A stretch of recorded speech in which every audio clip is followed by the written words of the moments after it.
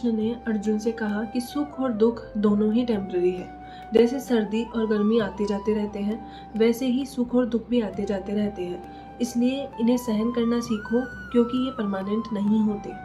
क्या आपने कभी नोटिस किया है कि आपकी लाइफ में आप अपने स्ट्रगल से, अपने दुख से उतने परेशान नहीं होते जितना इस थॉट से होते हो कि ये परमानेंट है।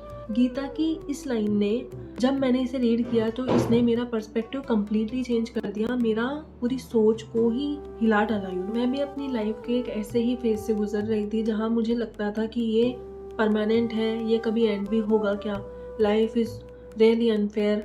आपने भी कभी ऐसा फील किया होगा जब आपको लगता है कि ये दुख है वो परमानेंट हो गया है आपकी लाइफ में, चाहे एग्ज़ाम का प्रेशर हो, चाहे जॉब का स्ट्रगल हो, या कोई ब्रोकन रिलेशनशिप।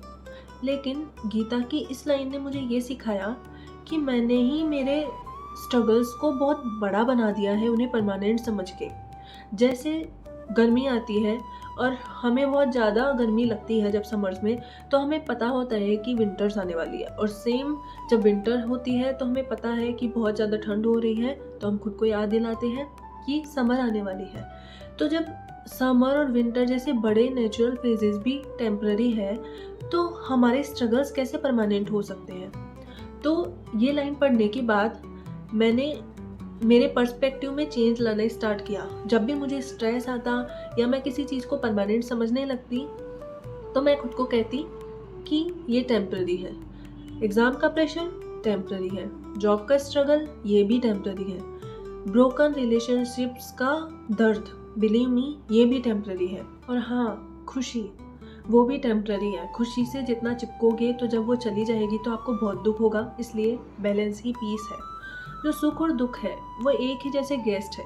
एक आता है, थोड़े टाइम रुकता है, चला जाता है। दूसरा आता है, थोड़े टाइम रुकता है, चला जाता है। लेकिन हम क्या करते हैं, हम दुख वाले गेस्ट को परमानेंट किराएदार बना लेते हैं और सुख वाले गेस्ट को चिपक के बैठ जाते हैं उससे, खुशी को छोड़ना नहीं चाहते, और उस चक्कर में हम अपना प्रेजेंट खो देते हैं।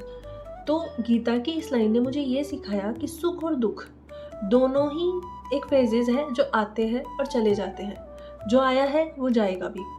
तो जब आप ये रियलाइज़ कर लेते हो, जब ऐसा पर्सपेक्टिव आपका हो जाता है, तो ना आपको दुख तोड़ेगा और ना खुशी में आप ज़्यादा उड़ोगे।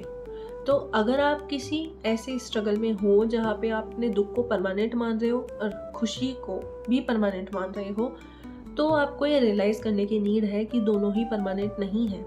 जो आया है वो चला जाएगा, और एक टाइम के बाद आप रियलाइज़ करोगे कि जो चेंज आया उसने आपको एक ऐसे वर्जन में चेंज कर दिया है आपके, जो आपने खुद के लिए कभी इमेजिन भी नहीं किया होगा।